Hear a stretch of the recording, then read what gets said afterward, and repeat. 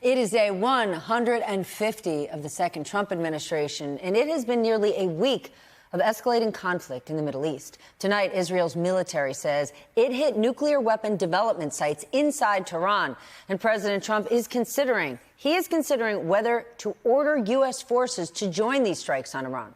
He met with his advisors again tonight in the Situation Room, and here's what he told reporters about the possibilities ahead. Iran cannot have a nuclear weapon. I've been saying it for a long time. And I think they were a few weeks away from having one. I like to make the final decision 1 second before it's due, because things change. I mean, especially with war. I may do it. I may not do it. I mean, nobody knows what I'm going to do. I can tell you this, that Iran's got a lot of trouble, and they want to negotiate. And I said, why didn't you negotiate with me before? All this death. The next week is going to be very big, maybe less than a week, maybe less.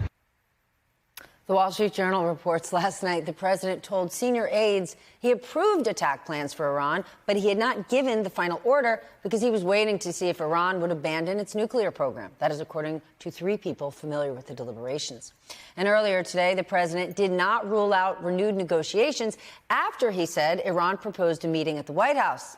But guess what? Iran's government denied that very claim, and their supreme leader rejected Trump's call for the country's, quote, unconditional surrender, and he did that via state TV. Well, over on social media, Iran threatened the U.S. military with irreparable damage if we enter the war. The U.S. has already started moving additional assets into the Middle East region, where 40,000 troops are already stationed. So the big question tonight, how close are we to war? With that, let's bring in our nightcap. Tim O'Brien joins us, Bloomberg Opinion senior executive editor and Trump biographer, foreign policy expert Hagar Shamali. She was the Syria and Lebanon director at the White House and was with the National Security Council for the first 2 years of the Syria crisis. And Mark McKinnon is here, former senior advisor to both George W. Bush and John McCain. Hagar, let's start right there. Put it into context. How close are we to entering this conflict? It's certainly something that President Trump wants to convey. He wants this inconsistent messaging that you're seeing, right? There's a lot of bellicose. There's a lot of this rhetoric that's very loud, telling people in Tehran to evacuate, saying that the Iranian regime needs this unconditional surrender. I believe ultimately that he wants a deal, and he wants to use this rhetoric and this moment in order to force the regime, given how weak it is, given how much they could, that threat that they could crumble if their nuclear program is completely obliterated, the threat that they face that they could collapse. And he wants to use that to force a deal ultimately. And that's why he wants that inconsistent messaging. And by the way, that tends to work usually with adversaries. You don't want You don't want to lay out all of your options or plans I'm going to start with plan A and then move to B and so on. You don't want your adversary, when you're dealing with a dictator like this, to know all that. But that said, he is very seriously considering joining strikes against Fordo, right? That's what we're talking about here.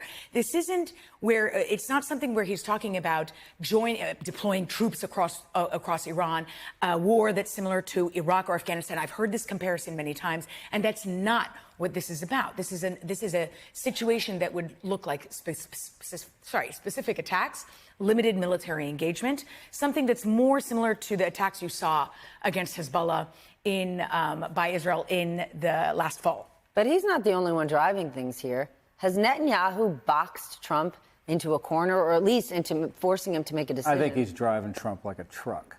And I think this notion that Trump is a peacenik is pure mythology. That has always been that worked for him politically to be opposed, to say, I'm the guy against wars. But that's not really who he is. He loves military strength. He loves strongmen. Why do you think he likes a military parade going down? He talks about shooting protesters. He loves aggression. He loves offense. And I think what's happened here, I think he's already committed. I think he's already there. I mean, the Tulsi Gabbard tell was a real tell. We're going to talk about that in a sec. Okay, great. And so I just think that and also, I think that Bibi has played him, as I said, drove him like a truck, because I think Bibi has been leaning on him, saying, "This is for history. We're gonna remake the Middle East, and you can either be part of it." And I think that Trump has seen a bunch of the initial success, and it's like, "Oh shit, I want to be part of that." I have a different thought about all this. I think routinely when Donald Trump says, I'm not sure what I'm thinking, and I may not let you know to the last minute. It is not strategy, and it is not Donald Trump playing 3D chess.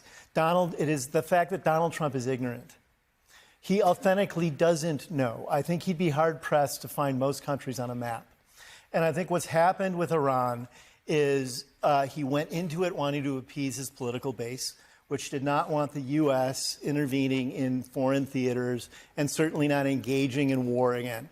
And he got up to the point about a week ago saying he'd like to engage in talks and lead talks to find a peace deal in Iran.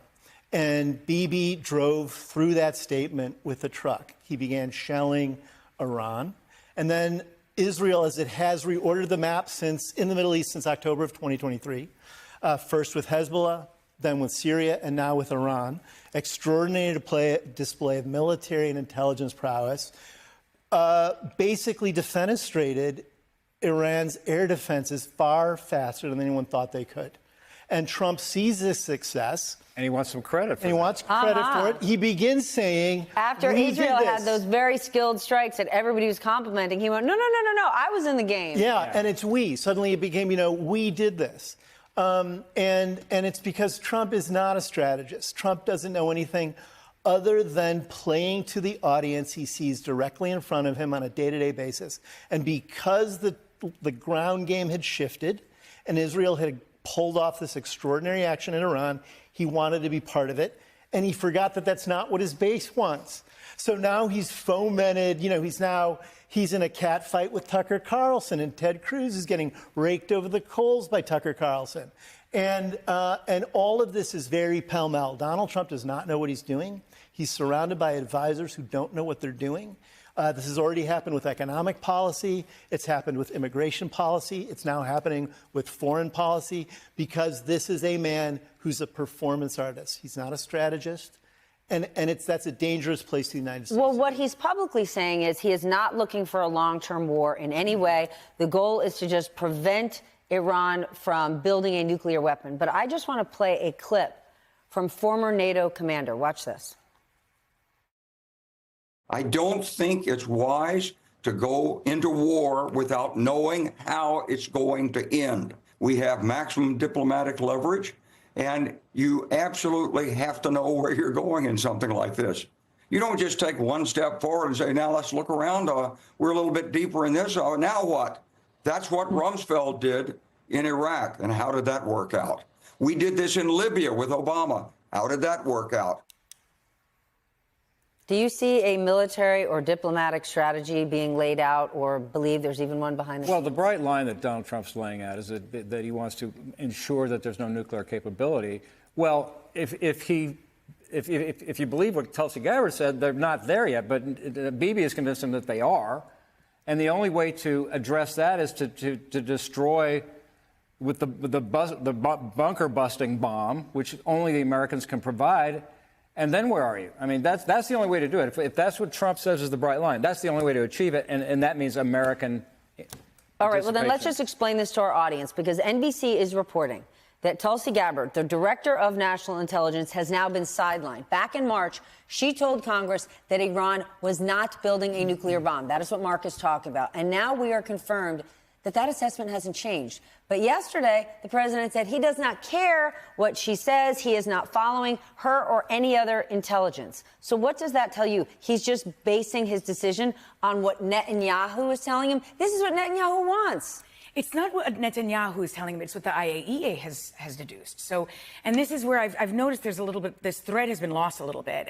And that's because Netanyahu is usually the one that's loudest. But for the last several years, the International Atomic Energy Agency, which, by the way, during the deal said, during the JCPOA had said, oh, Iran is in compliance and so on. But since then, since the withdrawal of that deal, and now that Iran has been further enriching uranium to weapons grade level, they have been sounding the alarm for years, but no one's really been paying attention to it. And then back in May, just now, a month ago, the IAEA put out a report saying that Iran had surged its enrichment of weapons-grade uranium by 50%, and that it had enough uranium for 10 nuclear weapons. That's coming from the IAEA, but the same one that everyone said, oh, but Iran is in compliance. And so that's the thing that we have to point out.